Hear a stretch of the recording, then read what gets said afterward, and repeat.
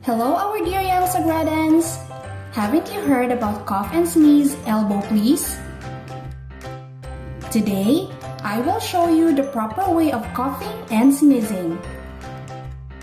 First step, turn away from people when coughing or sneezing to avoid spreading viruses or bacteria. Second, cover your mouth or nose with your left hand or non-dominant hand to keep your right hand or dominant hand germ-free. If you are in a crowd or with a number of people and you cannot turn to avoid coughing or sneezing directly at someone, cough or sneeze downward, directly in front of you.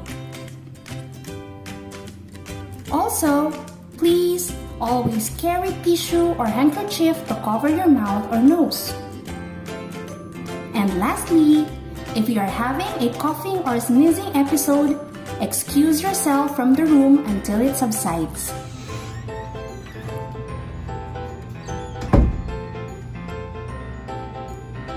Always remember, cough and sneeze, elbow please.